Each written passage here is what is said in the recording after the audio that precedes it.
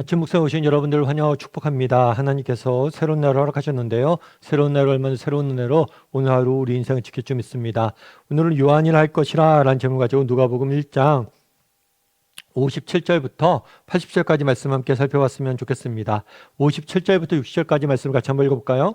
엘리사벳이 해산할 기한이 차서 아들을 낳으니 이웃과 친족이 주께서 그를 크게 긍휼히 여기심을 듣고 함께 즐거워하더라.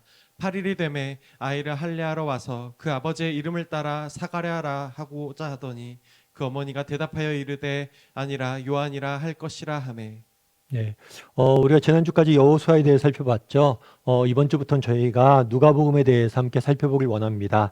저희가 매일 성경을 가지고 계속해서 매일 성경 큐티집 진도에 맞춰서 살펴보고 있는데요. 오늘부터 한두 달 정도 누가복음에 좀 살펴보고 함께 은혜를 받았으면 좋겠습니다.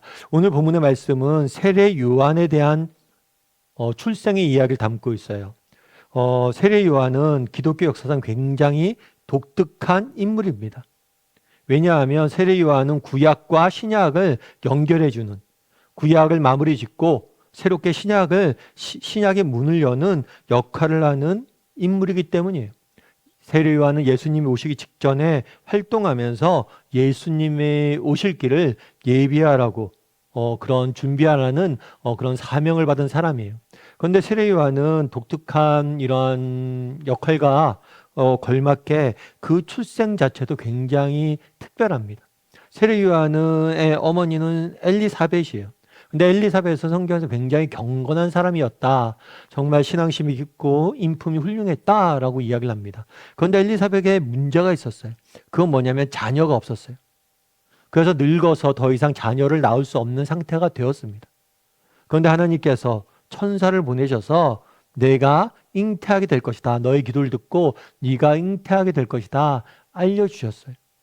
그리고 하나님의 은혜로 정말 자녀를 가질 수 없음에도 불구하고 자녀를 낳게 된 거예요. 그래서 기한이 돼서 뭘 했다고 그랬어요? 아들을 낳았다라고 이야기를 했어요. 그랬더니 이웃과 친족들이 뭐라고 했냐면 주께서 그를 크게 긍휼히 여기심을 듣고 함께 즐거워했다. 크게 긍휼히 여겼다라고 이야기를 하죠.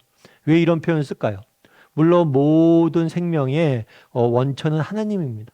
우리 한 사람 한 사람 하나님께서 직접 이 땅에 보내셨어요. 우리를 지으시고 생명을, 자녀를 우리에게 주신 거죠. 그런데 특별히 크게 긍휼함을 입었다고 한 이유는 뭐냐면 앞서 설명했던 것처럼 생물학적으로는 더 이상 자녀를 낳을 수 없는 상태였어요. 그런데 하나님이 주신 기적 같은 은혜를 통해서 아이가 태어났기 때문에 사람들이 이렇게 이야기했겠죠. 그래서 아이가 태어났습니다. 태어나자마자 뭘 했냐면 아이를 할례를 하러 왔다. 8일이 되매 할례를 하러 왔다라고 되어 있어요. 유대인들은 그 당시에 남자아이가 태어나면 태어난 지 8일 지나면 할례 의식을 행하게 됩니다. 이 할례 의식은 유대인과 이방인을 구별하는 굉장히 중요한 의식이에요. 그래서 할례를 받은 사람, 그러니까 유대인들은 할례 받은 사람은 유대인이라는 인식이 있었어요. 그리고 이방인들은 너희는 할례도 받지 않은 민족이다, 이런 개념들이 있었어요. 그만큼 할례는 중요한 의식입니다. 그런데 8일째 되는 날 할례를 베풀 뿐만 아니라 뭘 하냐면 아이의 이름을 정해요.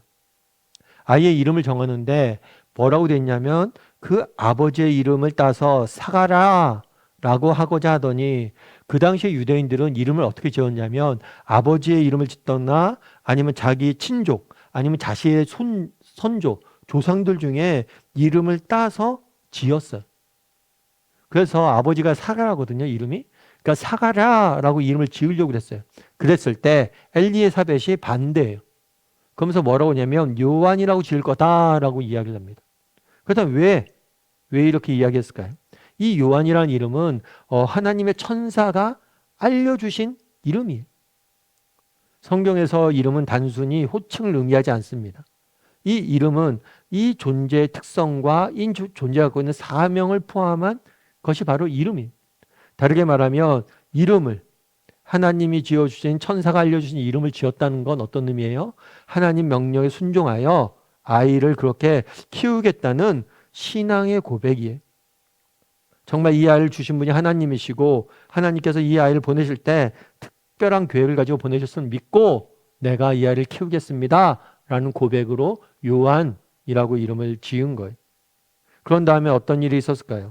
우리 67절부터 68절, 80절 말씀 같이 한번 읽어볼까요?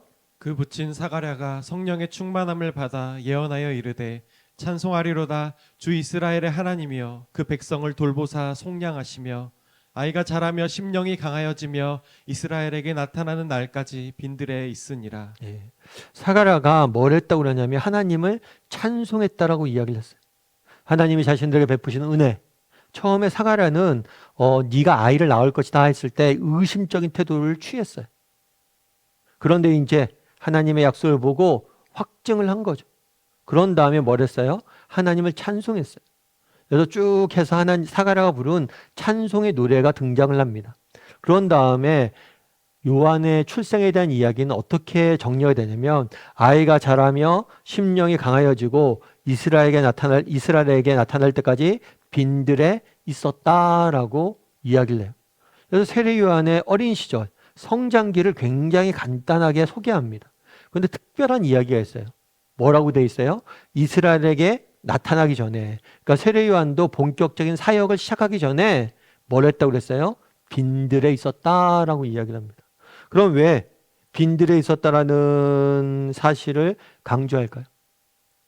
이 빈들, 이것은 뭐냐면 세례 요한이 정말 자신의 사역을 위해서 준비했음을 보여주는 표현이에요. 세례 요한의 사명은 뭐냐면 빈들에서 외치는 자의 소리예요. 자기가 정말 그 사역을 감당하기 위해서 빈들에서 준비하고 정말 이게 사명을 감당하는 장소거든요. 그러니까 이곳에 가서 그 사역을 위해서 준비하고 있었음을 보여주고 있는 거예요.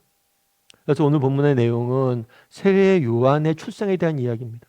세례 요한은 그 어머니가 출생을 할 수 없는 형편임에도 불구하고 하나님의 은혜로 세례 요한을 주셨어요.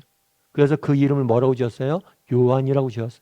그러면서 이 아이를 하나님이 주신 소명에 걸맞게 키우겠습니다 라고 고백하는 모습을 보게 돼요. 뿐만 아니라 실제로 이 아이가 세례 요한이 뭘 했다고 그랬어요? 정말 본격적인 사역하기 시작하기 전에 빈들에 있었다. 자신의 사명을 깨닫고 그 사명을 위해서 철저히 준비된 삶을 사는 모습을 우리가 보게 됩니다. 여러분, 우리도 마찬가지예요. 정말 우리 한 사람 한 사람은 하나님께 특별한 목적을 가지고 이 땅에 보내셨으면 믿습니다. 정말 여러분 한 사람 한 사람을 향한 특별한 사명이 있을 거예요. 그런데 우리가 기억해야 될 게 있어요. 이 사명을 받았다는 사실 못지않게 중요한 게 있어요. 그건 뭐예요? 준비되는 거예요. 정말 나는 하나님이 내게 주신 사명이 무엇인지 묻고 또 그 사명을 내 삶 가운데 이루기 위해서 준비된 사람인지 늘 돌아봐야 돼요. 정말 하나님께서 우리를 사용하고 싶어 하십니다. 그런데 하나님께 쓰임받기 위해서는 저절로 되는 게 아니에요. 우리가 준비되어졌을 때 하나님께서 우리를 쓰시는 거예요. 여러분, 김철용 씨라는 분이 계세요. 이분 같은 경우는 배구 감독이에요. 그래서 우리나라 국가대표 감독까지 지내신 분이에요. 여러분, 어떤 분야에 감독이 되어서 국가대표 감독까지 된다는 건 굉장히 큰 성공을 이룬 거죠. 뿐만 아니라 이분 같은 경우에는 히로시마 아시안게임에 여자 국가대표 감독으로 나가서 우리나라 여자 배구 사상 첫 금메달을 획득하는 성과까지 이룬 분이에요. 그러니까 놀라운 커리어를 지니신 분이죠. 근데 한 번은 물어봤어요. 근데 실제로 이분 같은 경우에는 뭐 그전에 대단한 운동선수도 아니었고 그냥 고등학교의 평범한 배구 코치였면서 체육교사였어요. 근데 조금씩 지도자로서 인정받으면서 이렇게 성장한 거죠. 그래서 물어봤어요. 어떻게 이렇게 성공할 수 있었느냐 했을 때 그분이 이야기한 게 뭐냐면 첫 번째는 무엇보다도 신앙 때문입니다 라고 이야기를 했어요. 배구 시합을 하다 보면 우리가 알 수 없는 뭐라고 할까 변수들이 너무 많다는 거예요. 그래서 아무리 준비를 잘해도 정말 우리가 하나님의 도우심이 없이는 정말 승리할 수 없음을 자기는 알았대. 그래서 매일 아침마다 새벽 기도에 나가서 선수들 이름 한 명 한 명을 불러가면서 기도했다고 그러더라고요. 그런데 이분이 기도만 한 게 아니에요. 그러면 또 한 번 이분의 뭐가 화제가 된 적이 있었냐면 이분의 노트예요, 노트. 경기가 끝나면 여러분 막 경기 이기잖아요. 그럼 기쁘잖아요. 즐겁잖아요. 그럼 우리는 이겼다 끝났다 하고 돌아가기 쉽잖아요. 그런데 그러지 않았대.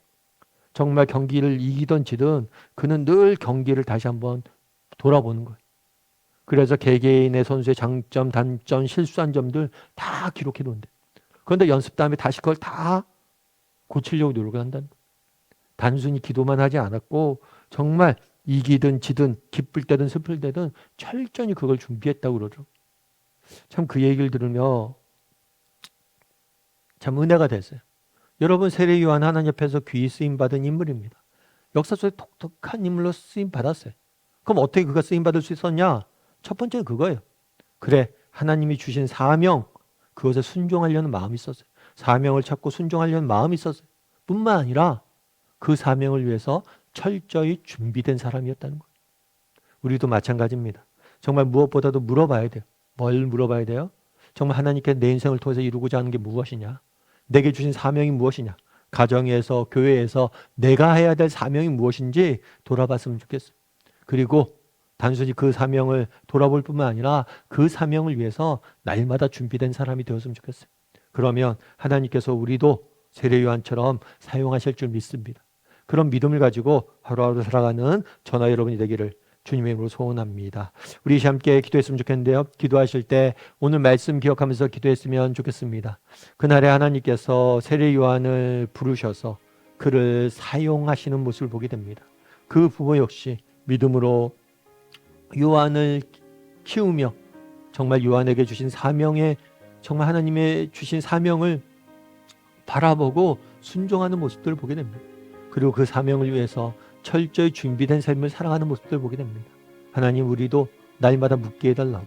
정말 하나님, 내 인생을 통해서 하나님께서 이루고자 하신 바가 무엇입니까? 내게 주신 소명이 무엇입니까? 날마다 그것을 묻게 해달라고.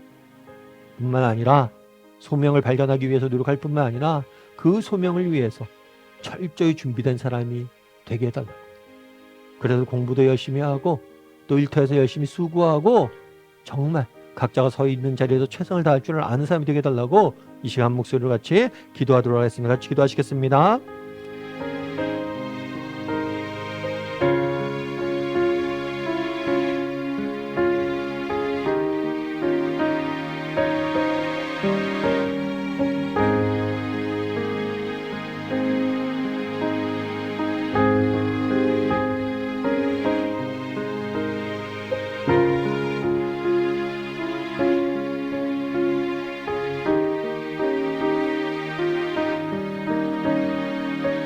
사랑의 하나님, 그날의 세례 요한이 정말 하나님 주신 사명을 위해서 빈들에서 준비하는 모습들 보게 됩니다. 정말 우리도 정말 우리 각 사람을 하나님께서 무의미하게 보내지 않으시고 우리 각 사람을 통해서 이루고자 하는 하나님의 소명과 하나님이 주신 계획이 있음을 믿고 날마다 내 삶을 통해서 하나님이 이루길 원하시는 소명이 무엇인지 묻고 찾고 발견할 줄 아는 사람이 될 수 있도록 주여 붙잡아 주시옵소서. 뿐만 아니라 단순히 정말 소명을 찾을 뿐만 아니라 그 소명을 이루어가기 위해서 철저히 준비된 사람이 될 수 있도록 우리의 신앙이 준비되게 도와주시고 우리의 실력이 준비되게 도와주시고 우리의 인격이 준비된 사람이 될 수 있도록 하나님 우리를 붙잡아 주시옵소서. 그래서 우리 모두 하나님 앞에 귀히 쓰임 받는 그런 인생이 되게 도와주시고 오늘 하루 또 세상 속에 살아갈 때 정말 그런 준비되어지는 그런 하루가 될 수 있도록 하나님 우리의 인생을 지켜 주시옵소서. 은혜 감사드리며 모든 말씀 예수님의 이름으로 기도드립니다. 아멘.